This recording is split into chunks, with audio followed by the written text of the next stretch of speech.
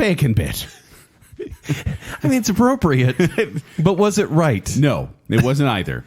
Hi, thank you for listening to this Bacon Bit with me, Joel, and Kent. Yeah. But not Jacob. No, Jake. He's not here. And you're gonna hear that again. Yeah, but we do have a guest here with us. Adrienne, you want to say hi? Hello. Hey, Adrienne. Adrienne Gray, a listener emeritus. Yeah. Our second listener. It's me. And she's here with us as a guest because she's going to be actually on Monday's episode. But we thought we'd bring her in tonight because, well, she has a good opinion on The Irishman and Knives Out. Knives Out, right? Oh, I'm fully researched, ready to go. Now, do you see a whole bunch of movies, Adrienne? I do. Yeah. I Like tried to. you said you saw the new Mr. Rogers movie. I did just last night. And? I really liked it. I felt a lot of nostalgia, brought me back to watching like as a kid. And I think that's what really made me enjoy it. How did Tom Hanks do as Mr. Rogers? I think throughout the show, like as it went on, Yes. I felt You buy into I it kind of more, bought into right? it more for sure. Yeah. For sure. That's because at first you're like, you're just acting like a really, really nice guy, and it should be creepy, but you know, Mr. Rogers is It's Tom not Hanks. at all. Yeah. But it's Tom Hanks. Oh, yeah. But then you buy it. I don't know. It's strange. But that was our review last weekend. Yes. And before we forget, keep an eye out on our social media pages because starting this weekend, December 1st, we will be doing Luminaria posts where you can win a chance to come with us or go by yourself. Yeah, with a plus one. With a plus one. A pair of tickets. We're giving away a pair of tickets every day for the first 12 days of Christmas. Yes. 12 days of December. And then on the 13th, we'll be having a group event. Yeah, a group event with those who have won tickets. And you can come to that if you won tickets, or you choose another day. That's fine too. If you don't want to talk to us, we're not going to be hurt. That's kind of mean, though. So keep an eye out for that. It starts on Sunday. Yeah, perfect. Yeah. Yeah, and it's crazy. It's December. Yeah. Happy December, everybody. Yeah, is it officially December now? Like when the show comes out? Oh, no, not yet. Happy December in a few days. Happy December Eve. Yeah. Podcast magic. Yes. But Ken, We have 2 movies to get through. We do. And which one did I go with you this time? Not enough. Although I think The Irishman is an MCU movie, isn't it? Yeah, I'm pretty sure it is. Adrienne, Martin Scorsese, The Irishman. which would you like to hear his review of first? The Irishman or Knives Out? Well, let's go with The Irishman. So let's start with The Irishman. This one is out now. Actually, both of these are out now. One is on Netflix, so readily available, and that is The Irishman. And then Knives Out is in theaters this week as well. Irishman's a quick little watch on Netflix. Yeah, remember when we talked about this a few months ago, and I was like, it's 3.5 hours? That's all true. Like, So there's no shortened version. It's That's longer than Endgame. Yeah. Is what you're saying. Yes. Wow. Isn't that crazy? That is crazy. For the critics, they want us to vote on these movies at the end of the year and say, oh, I think Robert De Niro should get an award for this, or Martin Scorsese for directing, or Best Picture. And so they actually had us go to the theater on this one. And they have launched this one in the theater. I think it's for 2 weeks because Netflix is trying to gain a little bit of credibility where that stands. They do want to be. I think those are the rules. I think you have to be in the theater for a week, and then you can be nominated for an Academy Award. And that is what they're doing here. Although I think Netflix trying to survive and honestly probably doing pretty well with some of their recent additions. They probably paid out the nose for this movie. You think so? Yeah, because Scorsese is the kind of guy that you watch his movies on the big screen. Like, even though they're not action movies, they're command performances. He also seems to be defying Spielberg because Spielberg, if you remember, was one that was fighting against Netflix movies being considered for Academy Awards because they're not true film. And so now Scorsese, it's kind of the finger to the nose thing being like, I'm on here now, so this is film now. Yeah. I think it's a matter of time before Spielberg joins. You think so? Yeah, the money is there. And even but it's not about the money. No, but look, even if your movie now? bombs, which I think a lot of movies that have bombed recently, like, for example, Charlie's Angels, if it went right to Netflix, people would be like, go watch Charlie's Angels on Netflix. It's an easy watch. It's an hour and 45 minutes. But it made $8 million and just bombed horribly. And no one would know if Netflix paid them $50 million for the movie. That's true. Yeah, but then so can Netflix take those kind of risks? Well, they are. They're spending, like, I think $18 billion last year on original properties. Prices. Isn't that crazy? Yeah. By $18 billion. So let me talk about The Irishman. The synopsis, really, really short. It's a mob hitman recalls his possible involvement with the slaying of Jimmy Hoffa. And so we have Robert De Niro is your main character here. And it's a story told throughout the decades. Who plays young Robert De Niro? Robert De Niro. But he's like 87. Yeah, well, he's not 87. Look it up right now. So they do de-aging in this movie. And that was a lot of the early buzz is like, yeah, how's that going to look in the first 76. trailer? 76. So basically 87. Basically, yes. What this story is, it shows like the popularity of mobsters, teamsters, and like how that kind of ran certain parts of America, whether it's New York or whether it was Miami, and how that was lifestyle for these people. But then by the 80s, when most of these people are killed, and in this movie, they kind of, when you meet a new character, it's like the first thing it says, it's like shows like a typewriter, and it's like this character was shot to death outside his home in 1982. Oh, jeez. And it shows that, and it shows you the fragility of this lifestyle where it doesn't exist anymore. And so it's a story of, hey, we all used to be together. We used to be family of sorts. And like sometimes... the guys from Fast and the Furious. Yep. Actually, Dom Toretto shows up in this movie. I knew it. When Tyree showed up, I wasn't too down. Yeah, it was a little weird. But then Dwayne "The Rock" Johnson showed up. Everyone needs that. And they de-aged him. Yeah, but it's about the fragility of friendships and loyalties and life itself. Like even when you have achieved the most popular spot, the top of the family, you could still die. Look at The Sopranos. Wait, what do you mean? I just mean very famous ending. Yes. That just ends in black suddenly. Yeah. And some speculate it's because one of the main characters passes. Right. Like I'm afraid to spoil a TV show from like 6 years ago. One of the most iconic like finales. Everyone knows that. Pretty divisive as well. One of the weirdest things about me, not about me, one of the worst things about me is I can do this. No, one of the weirdest things I heard about The Irishman is that this is the first time Al Pacino is in a Martin Scorsese movie. Yeah. Is weird, that right? Weird? Because people might get confused because Surprising. De Niro and Pacino have appeared together in Godfather Part 2, for example. But that was a Francis Ford Coppola film. Yeah. And then in Heat, back in the 90s, Michael Mann, right? Great movies. And now they're old men, right? Like they're very seasoned. And De Niro works with Scorsese fairly often. So you get that. You feel like there should be a connection there. And Pacino being in these type of movies, you think he would have crossed paths with Scorsese at some point. Has Dustin Hoffman been in a... Don't bring Dustin Hoffman into this just because he looks like them, kind of. I have to. Because I get those confused. They're all kind of falling apart and get wrinkly faces. Well, and they look like each other. They all peaked in the 70s. That's how I put them together. Yeah. I don't know. Okay. Yeah. So you have Al Pacino as Jimmy Hoffa in this movie, and it spends a lot of time in that. And I never really knew the story of Jimmy Hoffa, but I knew enough of maybe what happened to him, maybe, like the conspiracy behind it. The only thing I really knew about Jimmy Hoffa was that when Geraldo did that thing where he was looking for his car or something like that, like the vault, and it turned out to be a bus. That was Al Capone. Dig it! How do I know Hoffa? Oh, they're looking for Jimmy Hoffa. Everyone thinks so. Jimmy Hoffa, historical spoiler, he disappeared. He was the leader of the Teamsters, and they never found him. People thought like he was buried in like a speed bump on the road. He ran off with Bobby Fischer, right? Yeah, that was it. Yeah. Hey, that could be a movie. Mm-hmm. And so in this movie, they're giving kind of this: did this story happen? Because it's from Robert De Niro's character's perspective, where he's like, I was best friends with him. I was his main support, and things happened. And this may or may not be true.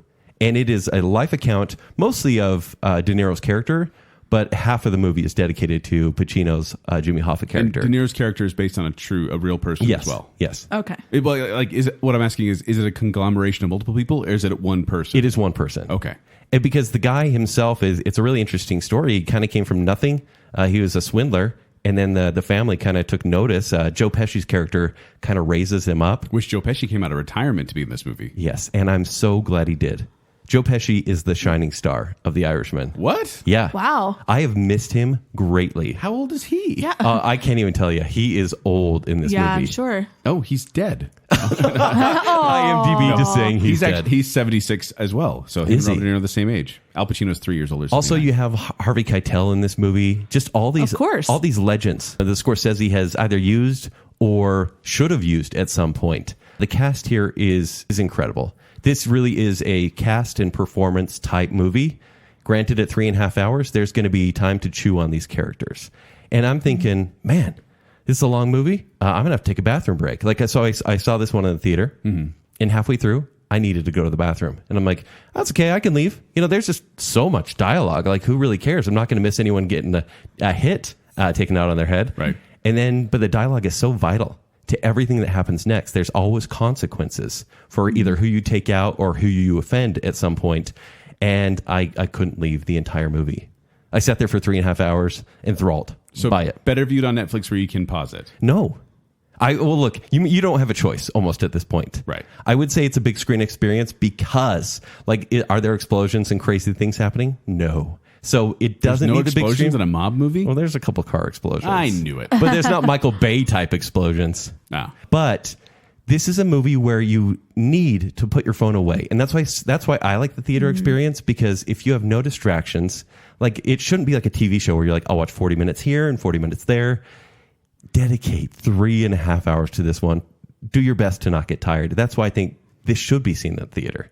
Almost like Netflix is going to be, it's going to be fine. It's a beautiful movie that when you have a big TV on HD, it's going to be great.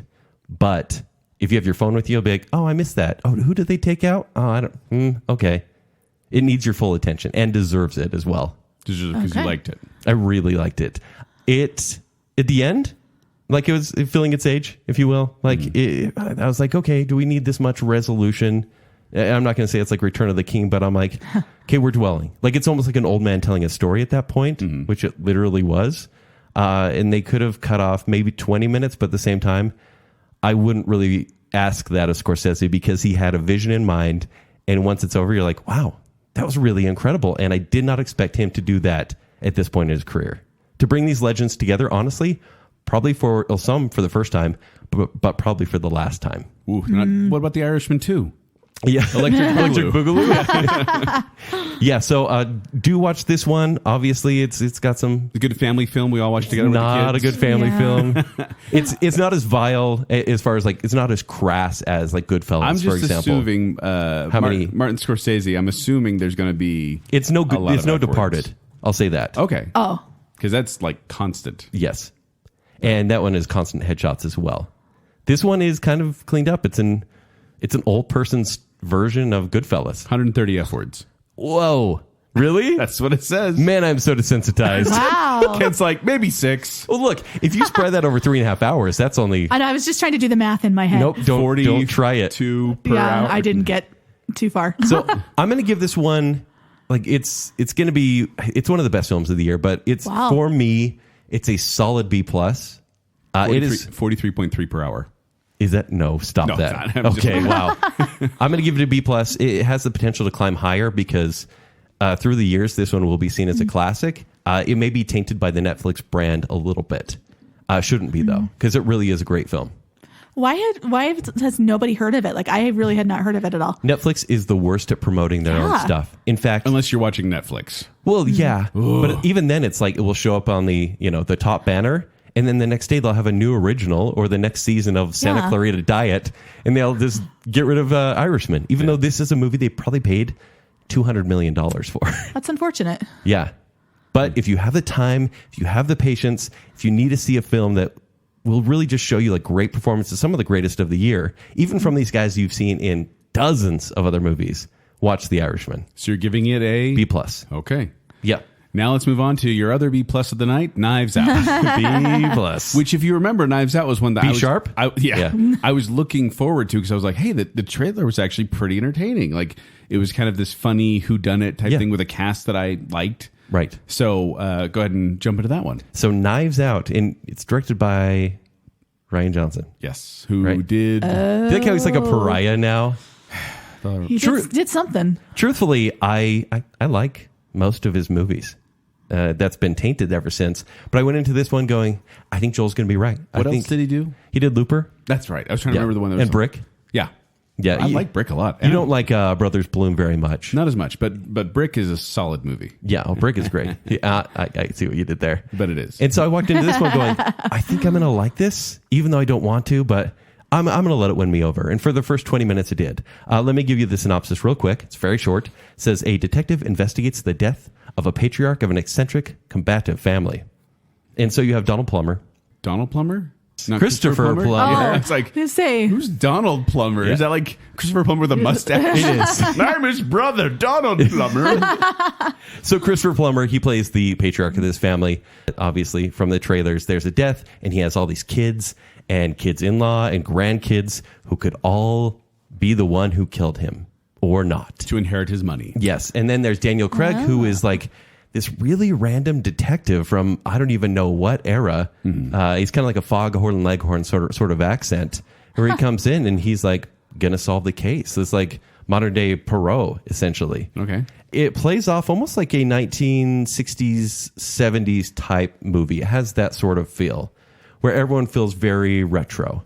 And the family themselves, like I was saying, for the first 20 minutes, there is comedy here. It's mostly interrogations, and you get to know who these characters are, and you kind of spot maybe some motives they have for possibly killing this dad or father-in-law. In this too, a ton. Like Toni Collette, Chris Evans, who else? Jamie Lee Curtis, that's right. Michael Shannon, Don Johnson, Donald Plummer, clearly, and Daniel Craig. This cast is stacked. It's almost too stacked. Rian Johnson basically said, I have a lot of famous people in my movie, so everyone come see it. It needs half the cast, essentially, to really work. There's so many people that there's no time for development. Even as you're watching these people and you're going, okay, that person could be guilty, or that person, you're like, I actually don't really care anymore because not a lot of time is being spent on any of them. You really only see this crazy family at the beginning, and then it focuses on a specific character. And actually, the protagonist, it's played by Ana de Armas, and she's pretty great in it. Yeah, she's really good. Like, she's protagonist, and she kind of works with Daniel Craig to solve this case. And then it's just this weird spirally whodunit that actually tells you who did it about 30 minutes into the movie. Oh. And you're going, oh, this is kind of an interesting twist. Like, there's got to be more to it. And obviously there always is. But it's so predictable and kind of a lousy mystery at some point. But would you believe that this has 115 times less F words than Irishman? So does it have 4? Oh, it has 2? Yes. Yeah, this is PG-13. Yeah. Like, there's some blood and 2 F words. 2. Yeah, and I think that's probably it. And if you really enjoy this cast, see it. It's like Captain America, who says a few swear words. Yeah, they say he's playing against type in this one because he's just kind of a jerk. Yeah. Instead of being going Captain back America. to the Silver Surfer. Yeah, a little. Yeah, but most everyone here is wasted. Like, they're all just like 2-dimensional characters. Like Toni Collette in this movie. Wasted. Yeah. No, well, probably the other kind as well. It's hard to tell. Yeah. There's so many puns in here that are bad. The mystery is predictable and contrived. And the agenda here, this feels like Rian Johnson fighting against the Twitter trolls. Because he essentially calls out people that he feels are alt-right, for example, or support Trump, or didn't like him for a Star Wars movie. Not that he calls that by name. He calls everything else by name. But he's saying, like, they are awful people. And they're racist. Basically, white rich people are terrible people. And it becomes his, like, border crisis type story. There's no kid gloves here. There's no subtlety going on. There's no here. subtlety whatsoever. And especially at the end, there's some dialogue where I'm like, oh my gosh, that was awful. Like, who approved this? Oh, Hollywood? Of course they did. I wonder if this one will actually kind of pass under the radar for people kind of being frustrated by how Hollywood is lately. Right. Because that would make a movie like this bomb. People will see this as a very fun movie because it's quick. The camera pans right up to people's faces so much that you see fisheye. Like, it's like a fisheye lens. And it's like, I suspect foul play. And you're like, it has more close-ups than A Whisper in Time. Wrinkle in Time. A Whisper in Time. Starring Donald Plummer. Yes, exactly. A Whisper in Time. And, like, it just feels sloppy. The cast seems to be having fun, but they're the only ones who are really having fun in this movie. Because me as the audience, I was bored and frustrated by how silly it was. So I kind of hated it. Kind of hated it or hated it? I hated it. Okay. Like, it's not an F. Ken, I want you to be as subtle as Rian Johnson is in his movie with your review. Okay? Just do that right now. I didn't hate it as much as Last Jedi. Wow. We can't say that. I mean, because now they're going to turn off the bacon. Oh, bit. yeah. I'm sorry, everyone. This shows creativity and it's well shot. Getting cast together like this is awesome. Well, it's interesting. You're kind of saying the opposite thing that you said for The Irishman, like how the cast worked for it. And Yes. it sounds like this works against it. Yeah. Said. It seems like everyone signed up because they thought they'd be in a fun whodunit, which if this is your first whodunit movie, great. But if you've seen any other one, even Murder on the Orient Express or random Clue, episode of Phineas and the Verb. Yeah, exactly. Like, you've seen this kind of movie before, and they even talk about how Christopher Plummer is a mystery author, and his books are always like, they have crazy twists. And I'm like, oh, this movie's going to have a crazy twist. I know it. And then when they reveal it, you're like, oh, really? Okay. So you want everyone to believe it's clever, but it's not whatsoever.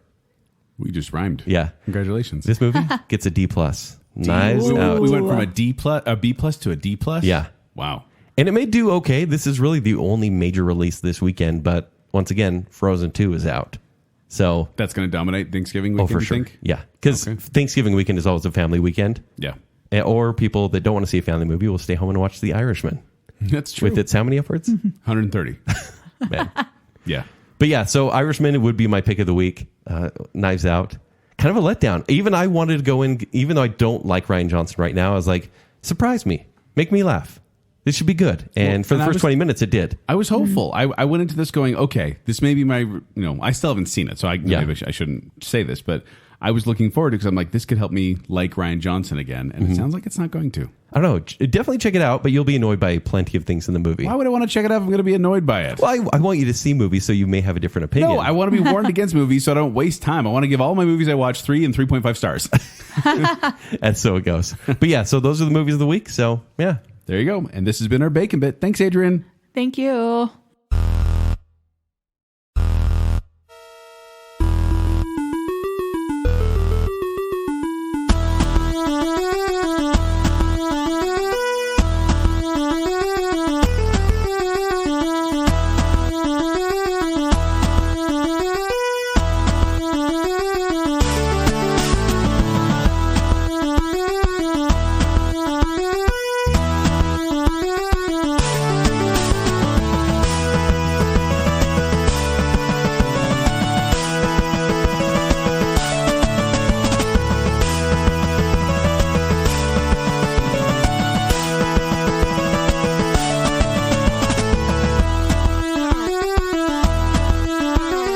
He's dead.